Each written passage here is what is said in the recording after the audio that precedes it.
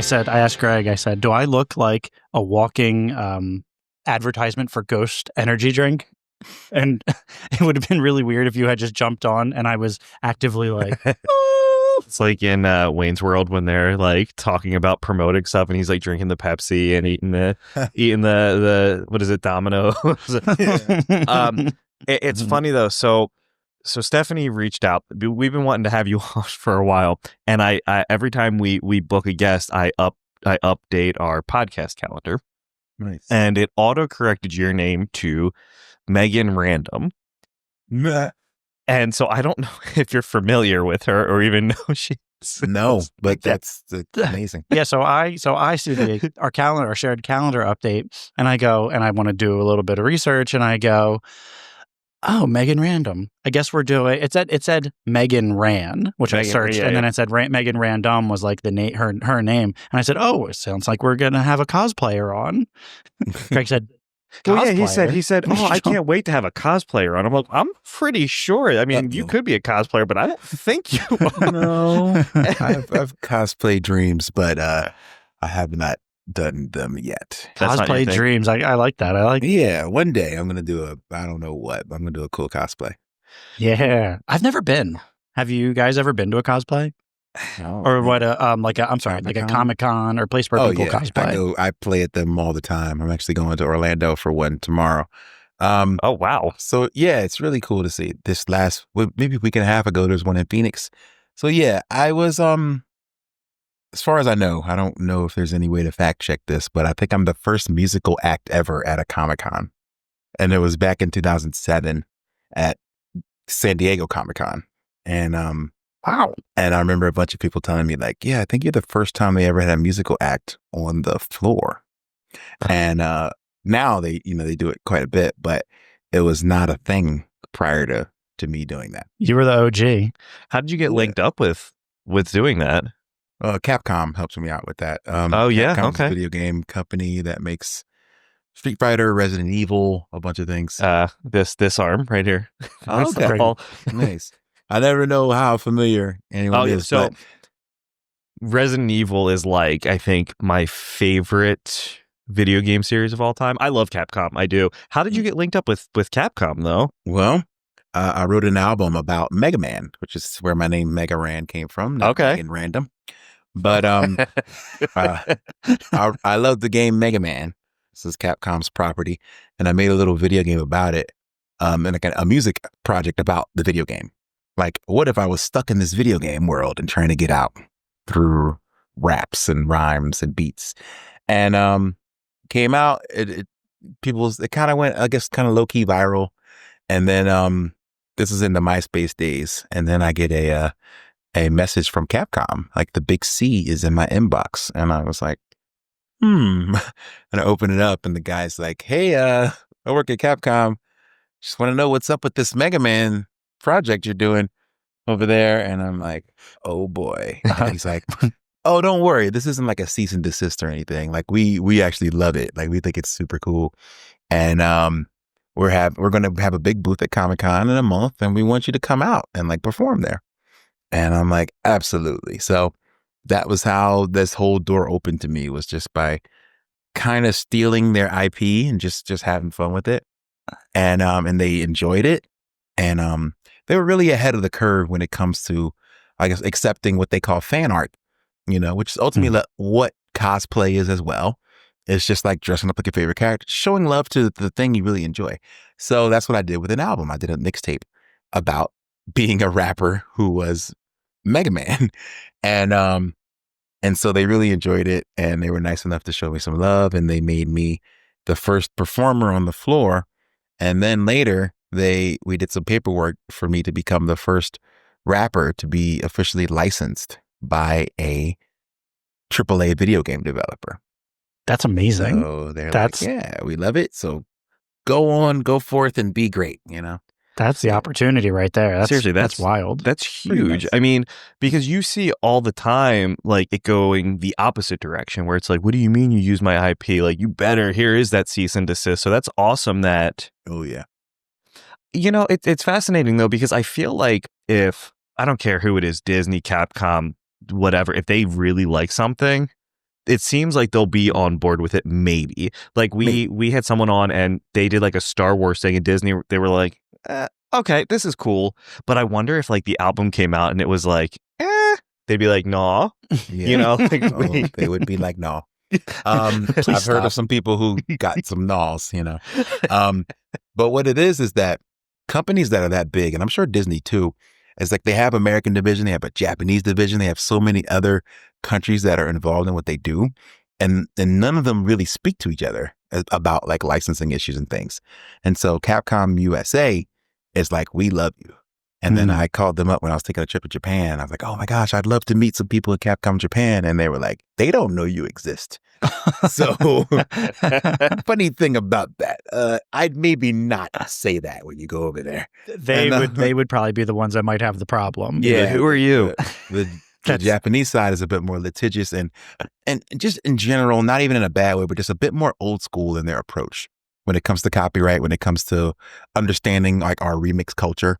You know, it's like, you stole from me, cut his head off, you know. And it's like, but this is just me giving a love letter to that thing, you know.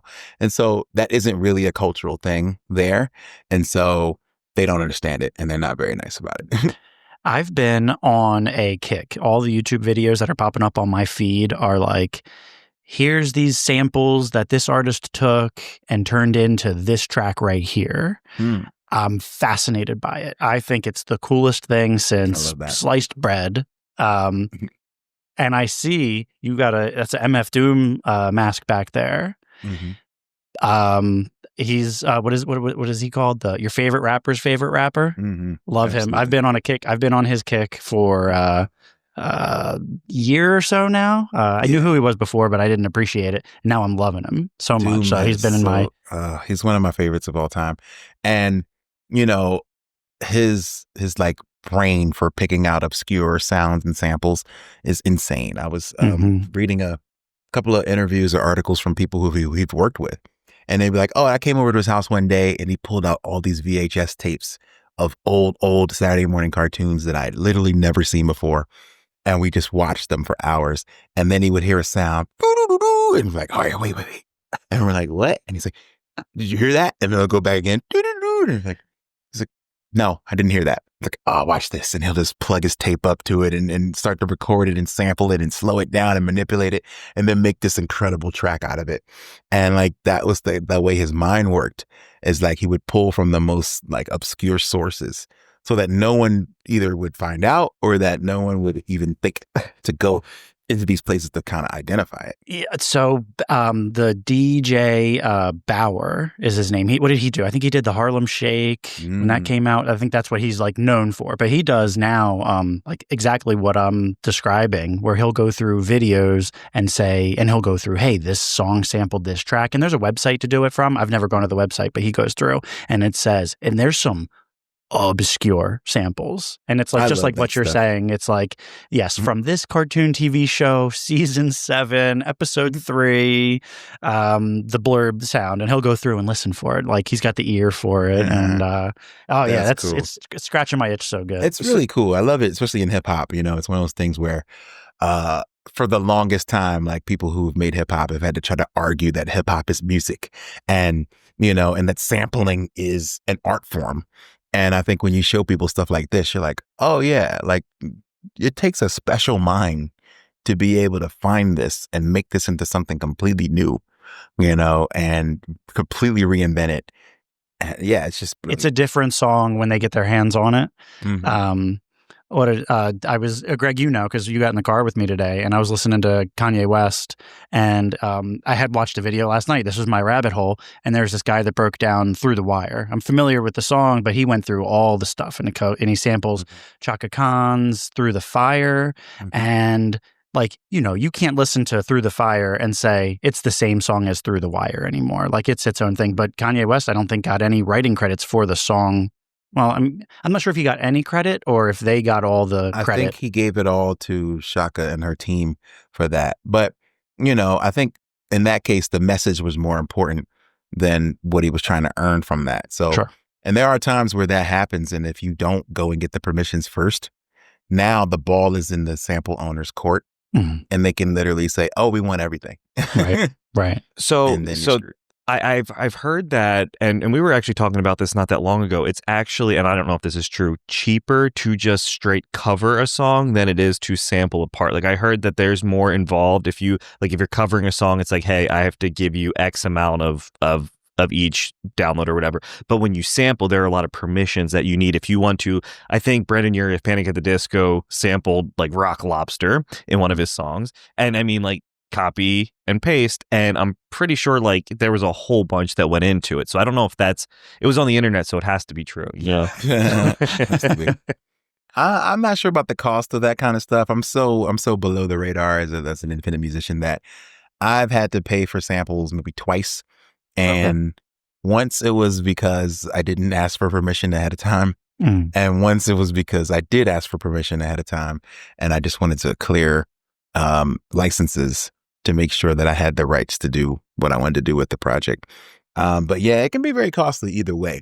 But I do think when you mess with the original recorded sound, then yes, there are so many people involved, and everyone who was involved in pressing, say, the Shaka Khan record to record gets a piece of what Kanye West did, because he used their entire sound recording. And so, yeah, if you're replaying, you may be taking little pieces that might not have been in the same vein of ownership. So yeah, that makes sense that it would be cheaper to replay. Well, who was it? Is it Diddy that pays Sting like 4 or 5 G's a day for? Is he still paying him 4 to 5 G's a day? I think it's forever, and so he was like, this money alone, it like put my kids through college, and it's like 4 or 5 grand a day. It's some astronomical. I don't know how that works now. Things are probably a little bit. I might be kind of frozen. I don't know, but his assets. But yeah, like that's. So I guess it was. So yeah, on Google it says Diddy used an uncleared sample of Every Breath You Take, and Sting sued him. First of all, the arrogance of taking a song like Every Breath You Take, a monster hit, you know what I mean, and then saying, "Oh, they're not gonna notice." Especially when you're big yourself. So you're taking a big song when you're already famous. Like they're 100% gonna know. And so in that case, though, would you sue? It's your baby, right? Like I at least want some sort of credit. Like I understand like music starts to sound the same. Like you start using the same chord progressions, but do you go after the person?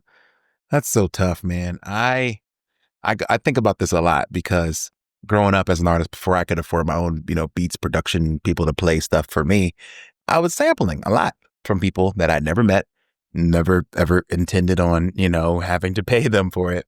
We're like, oh, we're all below the radar. It's no problem. I don't think I'd sue, but I would like to be at least told in advance. But sometimes that happens where people tell people, or they ask and they think they're going to say yes, and they say no, and then they do it anyway. And that makes it a lot worse. Yeah. So I've also heard of some very interesting ones where, since we're on rap, Jay-Z sampled, no, he didn't sample. That's right. He collaborated with Mary J. Blige on his first album. And Mary J. Blige was way, way, way huge, and he was not. And she said, well, the caveat of this collaboration is you can't make this a single. You can't shoot a video for this. This can't be the first song people hear off the album. Like it's gotta kind of be buried a little bit. And so sometimes people will make that type of distinction money-wise if you can't afford the top dollar. I've also heard of a lot of older musicians not liking hip hop that has a bunch of swearing in it.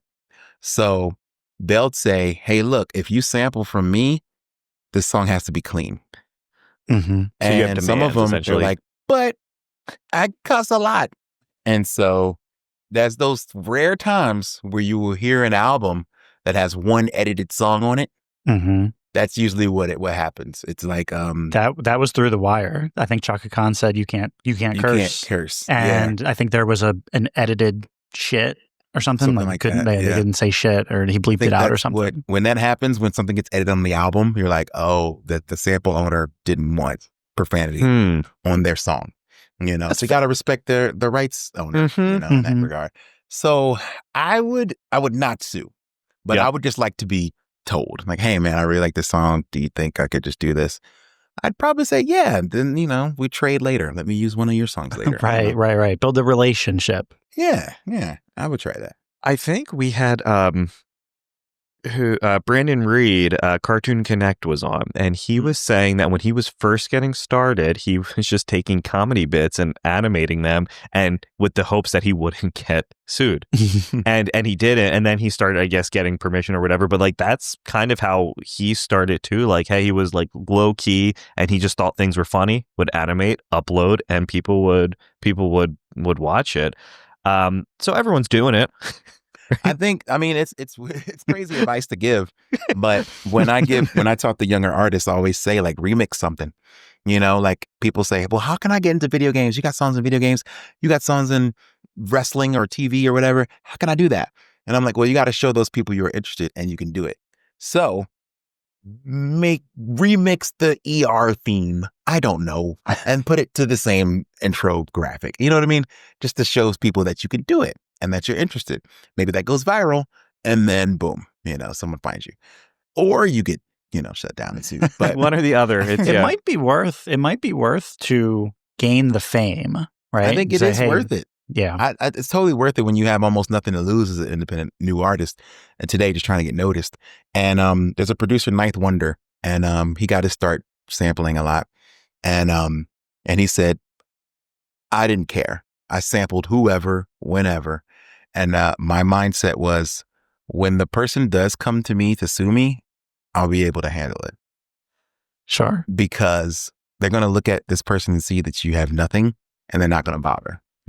That's his whole mentality. It's like, they're not going to bother unless there's a reason to go to court. Well, right. So like, there's a in The Office, like Michael Scott leaves Dunder Mifflin and starts this paper company, and they're like, well, you're going to get sued. And then he's like, well, then I'll just go bankrupt and do another one and another one and another, because I have nothing to lose anyway. But I mean, it's true. So you send me a cease and desist, I have nothing to give you.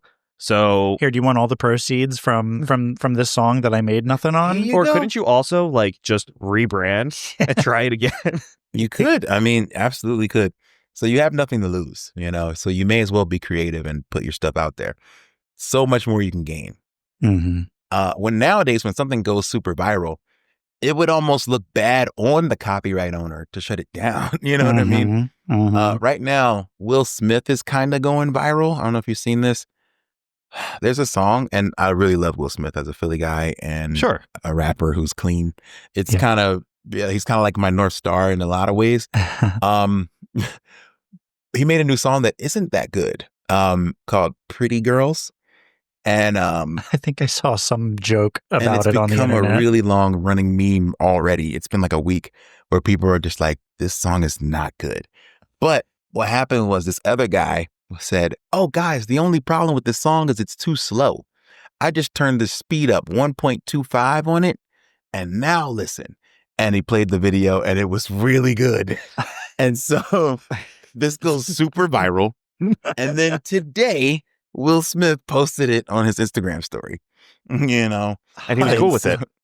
I guess. Yeah. I mean, dude, you're Will Smith. Come on, man. The guy that did that's not making any money selling 1.25 speed Will Smith records. No, that's what we think. But maybe he will now. Maybe, yeah, right. I don't know. As soon as Will Smith starts resharing your stuff, there you go. You know, like that's you going in front of how many millions upon millions of people. I like any of them. I saw. We've been going to see Danny Go a lot. You have been going a lot. We've been going to a lot of Danny Go. God, my kid loves Danny Go.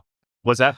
Danny Go. My kid loves Danny Go. Yeah, right. And he's awesome and like catchy stuff. But Khloe Kardashian shared one of their videos, and they got like 50,000 follows just from that one thing. It's crazy. The difference, really, I'm not saying like he wasn't already super talented and doing big things, but the impact that like one person can have by just doing something as sharing a video of their kid watching your stuff. Yeah. The power of social media. We were having this conversation earlier in the week about how crazy social media is to life. It can move so fast. I mean, this is literally the reason why I'm here with you guys. A lot of the beginning of my career was just doing weird stuff, throwing it at the internet. And then it just kind of worked. A Mega Man rap album. What? Then that kind of goes viral. And then like I started doing wrestling raps where I would just rap about wrestlers using their themes. And then that kind of went viral. And then Final Fantasy VII rap stuff. And that kind of went viral. So it was like me getting like put in front of a bunch of different people really quickly. And just me not even understanding it. Like, how did this happen? Like, just 5 people share it, and then like one big person shares it, and then you're just like, what? You know? So it's pretty insane. It's no accident. I think you just keep putting out good things into the world, and it's things that you can tell you love. So I think that telegraphs, right? Like you can tell, like it's a work of love. Well, it's just, I think being consistent, like that consistency, and like we definitely, like Eric and I, like sometimes we'll put something out and it's just a complete flop. It's dud. And I think that's going to happen, right? Like that happens. But it just, sometimes something just takes off, and then you start to kind of understand the formula and you just keep doing that. I mean, Eric and I got started, people were paying us to eat a lot of fast food on camera. Yeah, it was, I had never heard of the word mukbang. It probably existed, but we were doing mukbangs before mukbangs were like real popular. And people funded our lunch for like 3 months. Yeah, we were just wanted to see you stuff your face on camera. Yeah, it was really weird. Wow. Okay. Yeah. It was weird. We loved it. And then we almost died. Yeah, so like Eric put on like a bazillion pounds. I ended up in the hospital. You gotta be careful. But free food. Free food. So it's on that topic of things flopping. Have you guys ever finished an episode and was like, oh my God, best episode ever. We crushed it. This is about to kill. And then like no one listened. Yup. Most of our like solo stuff. Yeah. Our solo stuff is like, but we kind of knew like when we do our solo episodes, it's a very specific thing Eric and I do, but like we will do guest episodes. And yeah, we shot one a couple of weeks ago and I was like, this is, dude, how do we keep doing it? How do we keep it was like our better? lowest viewed video, and we thought that it was going to be something. Not saying it wasn't a lot of fun to shoot, and we learned a lot from it. Well, that also is our main priority. We just like to have fun. Yep. Like as we've grown, that's where we're at right now. We just want to hang. We want a good conversation and talk about what we want to talk about. And sometimes it's nice, and sometimes it just flops, and that's okay. We used to do like the real scripted, questionnaire, and it was lame. It really was, and but for us, I think I look back on those episodes, and they're cringy, embarrassing, whatever. But I look back and I'm like, okay, like we learned, I feel like, how to interact with people that we don't know a lot about. We kind of understand, not like boundaries and limits, but like we kind of understand now how to keep a conversation going. You know what is really pertinent right here? Brian from Go Banana Go said, because he has his own podcast, he said, this is the rule. The first 100 episodes you do of a podcast just suck. Like you're not good until after the first 100 episodes. I wouldn't say that we suck still, but we're still in our first 100 episodes, only doing an episode a week. So we've had a ton of growth, but like you definitely got to put out some stinkers to be able to get the good stuff underneath. What about you? Have you been there before? Oh my gosh, yes. I've created so much stuff where I was like, oh, this is about to blow. This is it. We did it. Oh, man. And now I realize that is the kiss of death, because the moment you start thinking like, yeah, this is it, it's not it. And you just don't know. And I saw a quote from Quincy Jones, and it was like, he took it to another spiritual realm, but he said the moment that when musicians are in the studio and you think, I'm going to sell 1 million copies of this, he said, the moment you say that, then God has left the room. Then magic has left the room. Yep. And I was like, deep. You know what I mean? Like he's like, the moment you start thinking like that, then everything is what made it is gone. And it's true. So I think that all the time, like I think during a pandemic, especially when I thought like, oh my gosh, live shows might be over. And that was really my bread and butter of what I do is playing live. And just like, well, what am I going to do now? But I think I started reading some self-help books and thinking about it. And that's when I really, really embraced the concept of falling in love with the process, and like really loving making music, really loving writing songs, really loving telling stories, really loving doing podcasts. And so when you really enjoy it, it's a win. You know what I mean? When you're done, you hit that end button and you're like, yeah, we did it. Mhm. Because it feels good to create it. And so that's the win, not the, let's watch these download numbers. Come on, Right. come on, downloads, come on. And so the win happens when you do it, and I had to really, really fight through that and understand that myself. Greg is super keen. He's in tune. Well, first of all, I don't do shit. I just kind of show up. Eric shows up every week. You're just the pretty face of it all. Exactly. That's what I've been telling him. Yeah. But he's very in tune with like, these numbers are great. And I appreciate everything you do, Greg. Daddies, the podcast wouldn't be what it is without you. But I appreciate being able to just do the thing and see growth. I'll look back and see the growth, right? Yeah. And Greg is the looking forward guy. I'm the looking back guy, and look where we were. But too, with Eric and I think we do a good job of balancing each other out and that honesty. Like, hey, do you think this is a good idea? And Eric would be like, probably, or no, not really, or that's stupid, or whatever. Greg knew from day one I was going to be super honest with him. I don't know if we've probably told this story before on the podcast, but Greg, we worked together for a little while, only a little while, and it was kind of like, you ever see the movie I Love You, Man? Mm-hmm. So the guy, he needed guys to be in his wedding because he didn't have any guy friends. I'm not saying that Greg didn't have any guy friends, but he needed more people to be in his wedding, and he had a destination wedding down in Jacksonville. And he said, "Hey, you're attending my wedding. Thanks. Would you be in my wedding?" I don't know Greg, how long do we know each other? Like, I don't know, a couple, like maybe a month, 2 months, maybe. A few months, maybe. Yeah. We'd gone out to lunch, and he was like, "This guy could be in my wedding." So I said, You passed the test. He asked me, and I was like, "Nah, I don't think so. I don't want to be in your wedding." He said, "I'm good." I mean, that's a lot of commitment, though. So I get it. It was. I got to buy tux now. Like, I got to show Well, up. okay. Well, you nailed it, dude. You nailed it. I said, that's expensive, dude. You're asking. He said, I'll pay for your tux, and I was like, okay, all right. So you're already telling me I'll rent you a tux. Yeah. You were just being cheap. I was that's all. being cheap. But no, I get it. I've been like, man, that's a lot of commitment. And I had a friend, and he just got married, and he asked me to be a part of it. And I thought with my tour schedule, I wasn't going to be able to make it. And then making it even awkward, I was able to make it. So my tour schedule did not keep me from making it. But then what happened? Oh, I bought a ticket to the Kendrick Lamar show that same day. So I was like, well, I can't make it. I can't make it. And it was the same thing. He was like, well, I was hoping you could be in it and get, and go to this place to get fitted for a tux. And I was like, phew, I'm so glad. And I'm still in these group chats where they're all like, yeah, we're going to the Men's Warehouse over here on this side of town and blah, blah, blah. And I'm like, man, I don't even want to shake this up by saying like, guys, can you remove me? Please, you're just lurking in that So I'm group just text. lurking. I do like now, I feel like at least Eric and I, and maybe this goes for you too, like we're at the age now where I think weddings are starting to really die down for the most part. Like before, like when we were in our 20s, man, it was like, I swear there was a wedding like every month. That was like what people were doing in their 20s. Everyone was just getting married. That's true. Yeah, No, you're right.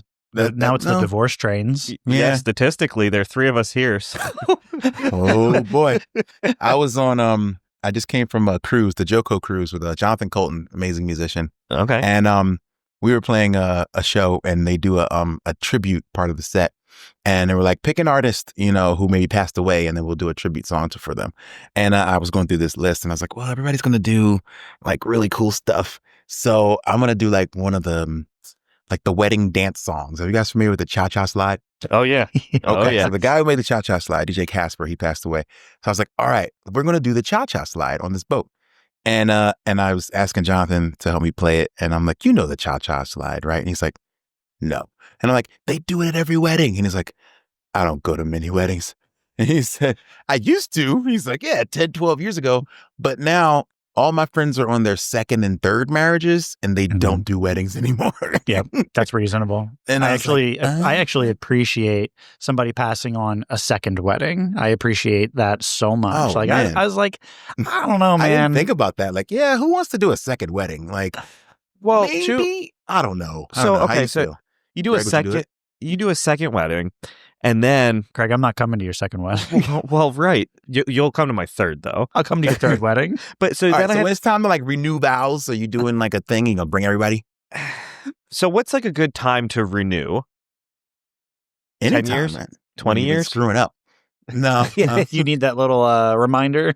So I like I passed the 10-year 5, mark. 10, 15, 20. Maybe, yeah, a milestone one probably. Mm-hmm. Do you get gifts? No. And then I'm fine. It's fine. I don't want to do.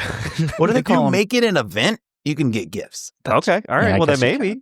Then Greg is If you going to call do it, it. I'm in. like, Turns come out to I the am. vow renewal ceremony, then The gift is a recommended $50 Amazon gift card from everyone. You know what? Okay. I have to talk about this because we're talking about events. Is this the birthday? Yes. All right. So my daughter was invited to a birthday party with one of her little friends at school. And so she's 5. She gets this invitation in. Kids' birthday parties, I feel like you get it a few weeks before typically, right? It's like, hey, this Saturday at, this bouncy place or whatever. She got it in April for like the end of July, beginning of August. Fine, whatever. Wow. Okay. But it was for this little kid in her class and his 2 siblings. Everyone was required to get a gift, and we were all required to bring a side dish. You had to bring 3 gifts. 3 gifts and a side dish. That's a rude invitation, no? Yeah, they're asking a lot. Yeah. Well, and that's what I said. So my daughter Isla was like, well, I don't really like him anyway. I don't want to go. And I was like, well, you weren't going anyway, just out of principle, because I hate this invitation. I'm glad she told you she didn't really want to go. She was like, I don't want to go. I You don't weren't like going. it. Like, oh, we're busy that day, But and just the- get rid of the invitation because it was 3 months ahead of time. The which is audacity, also if you crazy. want to do like a 3-banger, fine, but you can't expect, like, if you're friends with, like, I don't know what your little brother does, like, and Isla is not friends with you. Yeah, So why I don't even know that kid. Yeah, right. So I don't know what they like or anything. Mm-hmm. Well, and That's asking a bit much. I do This is a, appreciate. This is a participation trophy Yes. type event. And I do appreciate though when someone will say, hey, here's an Amazon wish list of things that my kid likes, because then I don't have to go to the store and guess. He's Right. like, oh, sweet, you want this Spider-Man lamp? Cool, I'll buy that for you. And it'll ship to your house. So now I also don't have to buy wrapping paper. Mm-hmm. Right. That's dope. Mm-hmm. You know? I That's love the way it. to do it.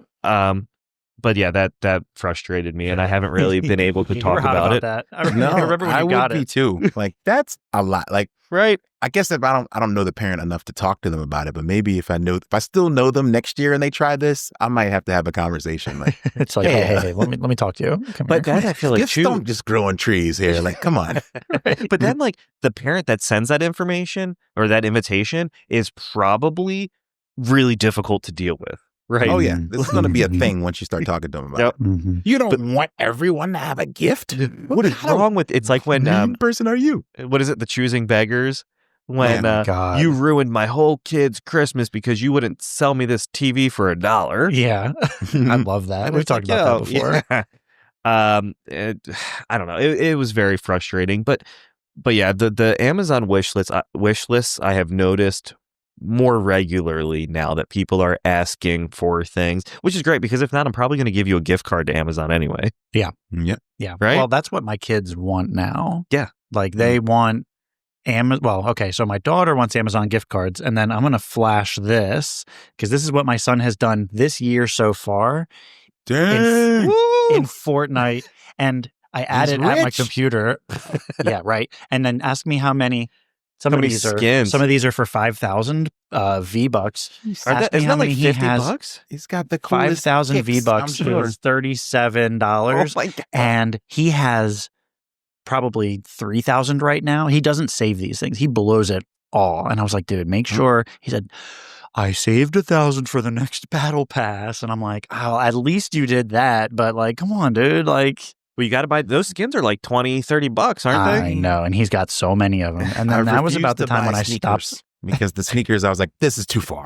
And then I see They're a doing really too cool much. pair, and I'm like, oh, the Jordans, there's my holy grail. I gotta get it now. And so like when Eric and I went through this like Fortnite phase where we were playing a We lot, and I was like, all right, if there's Isaac from Dead Space, I'm gonna buy that skin. And then like the next day, I was like, I gotta buy that. And then like the next day, I was like, oh, but this Deadpool skin is kind of cool too. Yeah, So you let me bought a lot also of buy skins. that. Actually, Greg, you did spend a lot of money on Fortnite. I did. I try to control myself, but like WWE, usually the Dragon Ball Z, I bought them all. The Turtles, I bought them all. Oh yeah. The Adventure Time set, I just bought that all.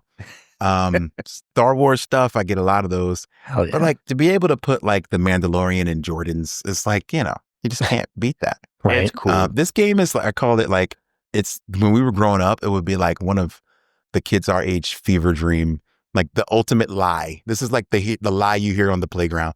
I got a game at home and it's got Goku and it's got John Cena and it's got Superman and Optimus Prime and Luke Skywalker. And you're like, get out of here, kid. It's like the old, I have a girlfriend, but you don't know her. She goes to a different school. Right, yeah, right. It's that kid. It's that You kid have who lies that about game. everything. Okay, kid. Okay, whatever, kid. That's what this game is. It's well, so my kids, insane. they say like, "Oh yeah." Well, my kids know. My son knows what Dragon Ball Z is. Before he did, he said, "Oh yeah, that guy's in Fortnite. He's from Fortnite." And I was like, "Fuck out of here." We kind of joke about that a lot. Like when characters pop up in movies, you're like, "Oh yeah, it's The Rock from Fortnite." Oh, is that Metallica from Fortnite? From Fortnite. But it's fascinating too because like you'll see like a lot of people that refuse to sell out. But then when those Fortnite contracts come in looking awfully how much spicy, do you think Metallica got paid millions, to do like the tour in they were the Fortnite? Battle Pass, weren't they? Yeah, they were. They were the featured thing, and they did a concert. But Eminem did a concert. I don't understand the crossover. Like, how many Metallica fans are playing Fortnite? Like, let's be honest. Right. I don't think many of the. Are they just doing it for like the clout of being able to have an iconic band a part of their catalog? Because like, I don't understand that making its money back. Yeah, no 12-year-old like is rocking out to James Hetfield. You know what I mean? Like, oh yeah, this is sick. No. So then has Fortnite just said we could literally put anything. They can do whatever they want. And you guys will buy it. They'll buy it. That's it. That's 100% it. Because they know, like, yeah, if kids know it's limited, and it just might go away, then they're like, oh, I better grab it. So I've heard stories. I don't know if it's true that people somehow they get older or rare characters and stuff, and they somehow get an account where they can sell that to someone else. Oh yeah. I don't see how you could do it, but you have to be really slick about it. Like, but I heard when you buy like V-Bucks from, CD keys or somewhere else that isn't directly from Fortnite, you might be getting like someone's traded account or something like that. Ooh, interesting. And I'm not sure. I heard that. So people say, oh, don't do it because sometimes they'll have like discount deals on like CD keys. But they say that those might be stolen accounts or something weird. I don't know. Well, that's like, is it Counter-Strike Go where people sell like certain, like my cousin makes a ton of money selling like weapons. He does. And then he uses that money. I think it's like only money that you can redeem like in Steam. Is it Steam bucks? And then or whatever Steam what was it when the Steam Deck came out? He was like, "You guys want Steam Decks?" Yeah, I have enough money to buy everyone's Steam Decks. Yeah, what? And we were like, that would be nice, but I don't. Save your $500-$600 $600 But yeah, he would do that. So I wouldn't be surprised if people sell. People used to back in the day, they would sell like their Xbox accounts. Like, hey, I have 100,000 gamer score for $50. It can be yours. I don't know if that still works now. That sounds so not worth. Well, right, because you can get 100,000. Yeah, right. It's just didn't you hit a benchmark on Look, I'm almost at Xbox? 200,000. 200,000. But I did it the right way. I went to GameStop. I would buy a used game and return it within the 7-day window and say I didn't like it. And you get all your money back. There you go. 100% of it back. And so I used to work at GameStop and they would let me... Did you? Yeah, I did. I got so do you remember stories. we could check the games out and play them for 3 days or whatever? Yeah, I mean, turns out that wasn't actually a policy. Not at my store anyway. But our Ooh, Greg, you're stealing. Our assistant manager was like, well, we're supposed to know the games, so just take a game home. And then we would take them home, bring them back. But the thing about that was you're taking home a brand new game. You bring it back, you close it, and then you get the shrink wrap gun and you shrink wrap it and you sell it as new, which is hella like dishonest. Well, to say the least. But if it's under that 7 days or 4 days window, they say they can still sell it as new. And so then we had a store-wide audit, and they were like, you guys aren't supposed to do that. And we were like, whoopsies. But I thought it made sense. Like, you want to know about a game, like, it would make sense. But it turned out that was not actually store policy. So I remember taking home Castlevania came out on the 360. I mean, this was 2011, I guess. And I opened you know how the games used to have like the seal on the spine, you'd peel it back and it was so satisfying and there was like that smell. But I opened it with a key, and keys are serrated, so it was very noticeable. And then you still came back, and we didn't even re-shrink wrap them. We would put it back in the little white sleeve and just say, oh, this was just the display copy. Savage. Damn, that's so savage. Now, $59.99, please. Yep. What's this smudge? That's factory out. Don't worry about it. Don't worry. I doubt that they're still, the way that GameStop is bleeding money, I doubt they let. What are you talking about? Their stonks are doing pretty good. They were doing really good. Those stonks aren't worth anything now. You still have one or no, some? I'm not holding. I have paper hands, apparently. I mean, same with. I went into GameStop when did Elden Ring Night Rain come out? A couple weeks ago. I went in to buy a physical of it. I wanted a physical copy, and Did you buy a physical? I wanted one, and I went in, and he was like, we only got one. Yeah, they don't mean you got anymore. One? He was like, we got one, and it was already pre-ordered, so I can't even sell it to you. He was like, the closest one is at the mall. And I was like, well, I'm not driving to the mall. And then I said, all right, you know what? I'll throw GameStop some business. Just give me the code on the receipt. He said, no, we don't have the codes available for this game. I said, this is why you guys are going out of business. You can't give me the digital code. You know, they want to buy the game, and he can't sell you the game. Couldn't sell me the game. Because we used to just print them off on the receipts, remember? And here you go. Yeah. You know, that was it. But he didn't do it. And I was like, well, that's a problem. And then he did throw me the keychain. He said, I have an extra pre-order keychain. You can have this. And then I went onto the Xbox Marketplace. I bought the game that way. And it's like, that's why. You just lost money. Like, that's crazy. Yeah. I haven't been into a GameStop. That's funny. I went to the Elden Ring midnight launch. That was the last midnight launch I went to. It was not Night Rain, but the original. Yeah, okay. And because I was so hyped for that game.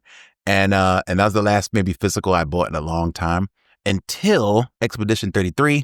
Yeah. Which I don't know if you played it. I've been hearing nothing but good things about it. So happy I got a hold. This is a hard one to get to. You are the second person on this podcast that's hyped that game up. Yeah. You better play it. This game is incredible. It's made by a small team of people that I think left Ubisoft, maybe. Okay. To make this game, and it's turn-based RPG with a beautiful story, amazing graphics, just so good.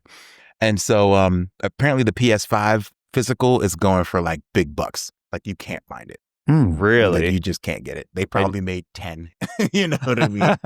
Is your copy sealed? Like, do you it have is still sealed. Do you have a digital and a physical? Because it's on Game Pass. It's on Game Pass. Yes, it is. So Greg, there's no reason why we shouldn't play this. Yeah, why are we playing it? It's on Gamecast. It's on Gamecast. Gamecast. Well, there's GameCube and then there's Dreamcast. I said I got Gamecast. It's a Gamecast. Wait, I swear, between that, the Steam Deck, and then the Stream Deck, and then all these different things, and I'm like, I can't keep up with all these peripheral names. Were you an Oblivion guy? I was a little. Yeah, I went and bought it again, but I was on tour at the time. Yeah, and honestly, I haven't been able to give it as much time, but I'm not jumping back into that. Like, I put hundreds of hours, and I don't have that kind of time anymore. But it was really fun to jump in for a little bit. I played about 6 hours, and like that was all I needed. I just wanted to scratch the itch. And that's what I did. That was all. That was enough for me. Well, especially too because like Oblivion is amazing, but I mean Fallout is also amazing. So like we've gotten like I don't want to say better iterations, but like newer iterations of it. Yeah, you know. And it's tough to go. It's tough to go backwards. I think Oblivion did it well, where they brought some of those quality of life things backwards, back to the older game. But I started on Skyrim or Fallout and then Skyrim, or Fallout 3 and then Skyrim, and it was tough for me to play Oblivion, not having ever played it before. I didn't have that nostalgia being, stimulated in the back of my head. It was a fun game, but I was like, I can't be. Well, actually, I think I didn't like it because I couldn't be stealthy archer. It wasn't as powerful as it was in Skyrim. Okay. And that's what I do. I just hide from everybody and stealth arch. But too, like, we were talking about nostalgia as well. I think we did a whole episode on nostalgia in one of our stinker episodes. Dozen shit episodes.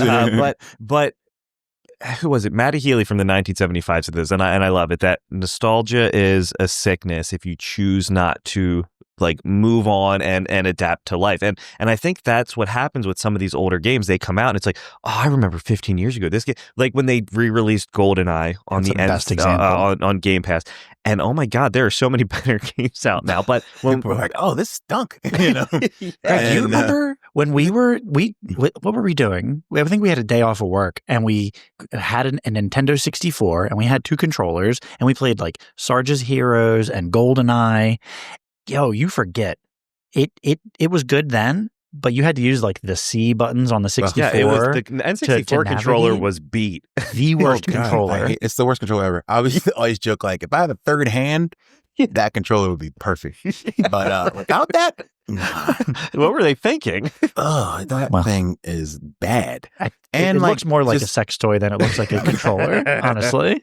And honestly, the technology of first-person shooters and what could be done had advanced so much over the years. Even with Halo, I remember just like the first Halo being amazing and then going back and being like, oh man, they went and had to get some things from Call of Duty and some other games and bring that into the world to kind of make them make sense. So yeah, it's great being a, this is why I'll forever die on the hill that Mario 64 is not a good game. But a lot of people love it. But I just felt like, because it was the first platforming experience, people give it a lot of props. That was 3D, but first doesn't mean best. Like these things have been perfected over the last 2 decades. So now I go back to other games before I can't play it. Well, even put up like Super Mario Sunshine against Super Mario 64, and it's it blows that game out of the literal water, I see what you did there. Well, on that note, no, but so like, but it's I don't know. I do think that even like the OG Resident Evil, I loved it as a kid. Oh man, but like it's rough now. Every door is a loading screen. Like, they made it better. They made it better in the remasters. It got better in the remaster. You can skip it. Those remasters, I will say, the Resident Evil remasters have been excellent. Fire, especially 4. Oh my God. 4 was peak. Yes. And then they just released the trailer for use of the word remaster ever. And then 9, the trailer for 9 looks it looks amazing. So did I skip a Resident Evil game, Greg? I don't think that I played skipped Village, so you probably won't be. So Village was 9 kind of spooky. It was spooky. That's probably why I didn't play it. It was so different that you still play as Ethan from 7, but 9 you play as Leon and Leon's daughter Alexa Ashford, who was a character in Resident Evil Outbreak on the PlayStation 2. Her daughter, and she, I guess, died somewhere in between. So it looks like Leon's going back to like Raccoon City, and so like you see the police station, and it's all because it gets bombed at the end of 2, and so it's all destroyed. And then there's like this giant monster that's stalking them. And you can play it in first person or third person. First person. So Resident Evil 7 and 8 were first person. Yeah. Wait, were they? Yeah. Yeah, okay. You could play them in third person in the DLC for, I think it was 8, where you played as Ethan's daughter in third person. Okay. And that was one of those games where like the DLC was you would get chased by something, and if you were looking at it, it wouldn't move. But as soon as you turned away, it would inch closer to you, almost like Super Hot. you know? Oh, yeah. Nice. But yeah, like those games though haven't aged well, man. And Yeah. you know, but you say that to some people and they'll rip your head off. Yeah. But did you say that you're going to be in Florida tomorrow? Is that I'm where gonna be you in Orlando? I hate to get on podcast and say what I'm doing tomorrow when this comes out 7 weeks Right. from now. Yeah, right. Okay, yeah. But yes, When this airs, you You will have How was already Orlando? been to yeah, Orlando was awesome. No, yeah, I got a bunch of tour dates on my schedule right now, megaran.com/shows. But the most immediate one is that, and then I'm releasing my new album, and we're doing a children's museum in Seattle on the 28th of June, and that's when we're gonna like officially release that, and then start a summer of library tours and a bunch of other really cool, fun stuff. Wow, so you're moving. You're going to yeah. be all over. Yeah, a little bit. I got to be out of Arizona. That's where I live, and it's very hot. Yeah, that's fair. I saw so are you doing anything like closer? We're in Delaware, so anything Oh, nice. near Cool. No, but well then. gosh, let me think. I was just in Philly like maybe a month ago. Yeah, I saw that you were And I left my posting. Yeah. boxes there. I was got boxes delivered to a convention downtown, and they got there the Monday after the convention ended. Oh, And now everyone there is like, they're not mine. I don't know what to tell you. hey, we got your boxes here. Yeah, no, I'm not hearing anything. So I'm hoping I What get those back. boxes? What boxes? So I don't know. I'm sure I'll have something soon. I'm usually in Philly quite a bit. I haven't done anything ever in Delaware. Really? Not a lot of people. You know what? have. That's okay. I mean, you know what? I wanted to see. I saw when I checked your Instagram, we have a mutual friend or group with Bit Brigade. Oh yeah, that's my voice. I've seen that they've done Delaware. They were at the Queen, and then I saw them again and in Elkton, Maryland. It's like this what was it, the Elkton Music Hall or something? Yeah, good old Elkton. Those guys are a lot of fun. I was going to bring them up earlier when we were talking about We've done a bunch of tours together. have you really? That's great. Yeah, they're fun. We did the South together, like through Texas and Florida, Georgia. Yeah. Yeah, they're a lot of fun, but I love I like the fifth member of their band, a guy. He's got the little Nintendo, the NES glove, and he's just playing. That guy tears it up. Yeah, he's a beast, man. He just put me onto a game. Speaking of Steam Deck, Dave the Diver. He was playing that nonstop. Have you ever heard of Dave the Diver? Someone was who was talking to us about that? Dave, so much fun. What type of game is it? Like a couple different games in one. Like every time I see him playing it, it's like side-scrolling 16-bit graphics, and he's underwater swimming. It looks like a Ninja Turtles water level. Okay. And he's swimming through, but the story is this guy is a sushi chef, or he runs a sushi restaurant, but at night he has to go in deep sea diving to get the fish for his sushi restaurant. So he also has to hire and fire people to keep the restaurant going during the day, and then at night he dives. And then he dives for his fish, and then he discovers these crazy secrets in the water, and other people are trying to destroy his business. And it's really, really cool. And it was one of my games of the year last year. I'm gonna get it. You know what? You've given me 2 games. Don't give me any more. I don't got time to play like all these games. Right. Good but luck. I'm gonna play these 2 with Expedition 33 and Dave the Diver. All right, I'm opening tabs. Maybe Dave the Diver. I don't know if you're familiar with Donkey, video game Donkey, but he, I think, was talking about it, and maybe that's where.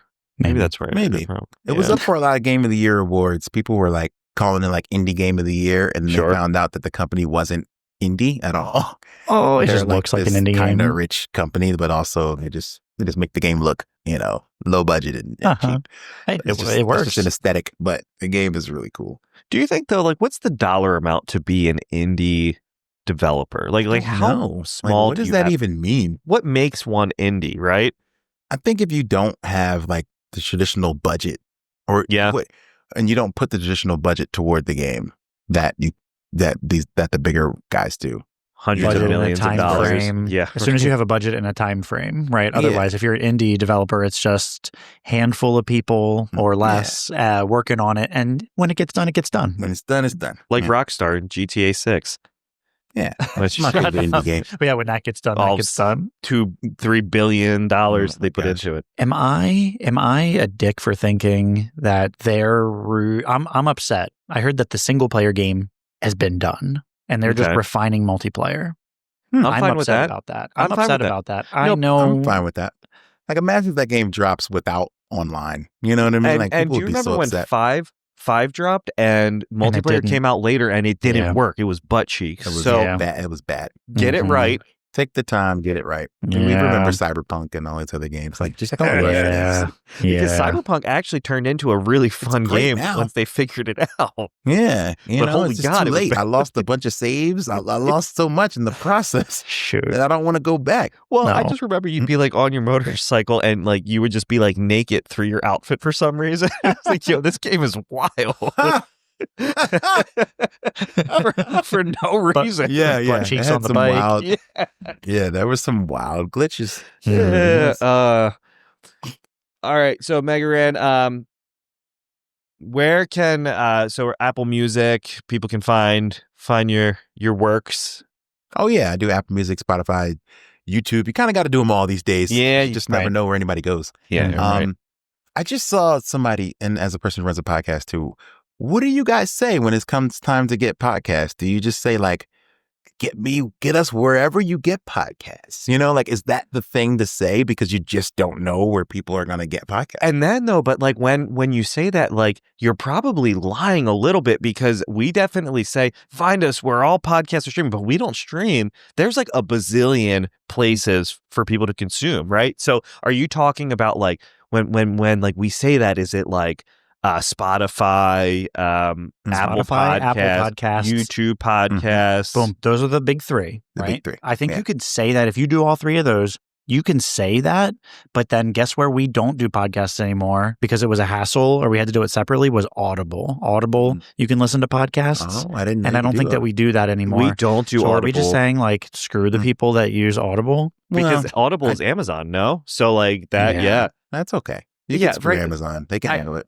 They'll be all right. They They'll be don't all need right. they They'll don't be need all Daddies right. the podcast. My audiobook is on Audible, but I also cancel my Audible subscription. So there you go. We get audiobooks free from the free library now. Are y'all familiar with Libby? Yes, Yes. I have that downloaded. Libby's and a then lifesaver. and then I needed to put in my like library card information and I realized I don't have it. You I haven't don't had it have a since I was library like card? I'd had one when I was like 12 before I had a wallet or an You ID. know people. Go get another one. And you know what? Like, shout out to the libraries because they just built a new one here where I live in town. And there's like a podcasting studio in there you can use for free. All you have to That's do is dope. just sign time out. Like, stuff like That's that so is dope. really cool. Like, it's Mhm. not just like, well, I don't like books. Okay, well, there's more to it than just that now. You know? Well, when I was a kid, you used to be able to go and get movies. Sure. VHS tapes, yeah. Uh-huh. Uh-huh. Now they have like video games there. They have Switch games. Wait, do you want to go to the library? Wait, you know what? All right. On that note, we're going to the library. Yeah. So we pretty much just say we're all podcasts are available, but really it's just those three. Yeah, Mhm. because like the Mhm. big three is enough. You know? That's it. Yeah. Fight also, me if otherwise. right.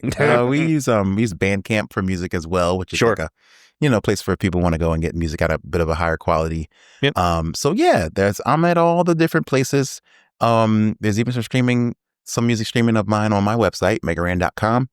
And yeah, you can go get everything there. And the new album, Buddy's Magic Treehouse, is coming June 27th. A couple singles are out now. And I'm very excited about the rest of the future that's happening. Excellent. Awesome, man. Well, thank you for joining us and Yeah. taking an hour out of your busy schedule. I know you got a lot appreciate going that. on to Yeah. talk to us, No man. problem. Appreciate it. I'm Good time. about to go to the Wu-Tang concert tonight. Oh my Excellent. God. Excellent. You're You're a busy man. Well, yeah. Enjoy the show. Thanks for coming on to ours. I will. No problem. Thanks for having me.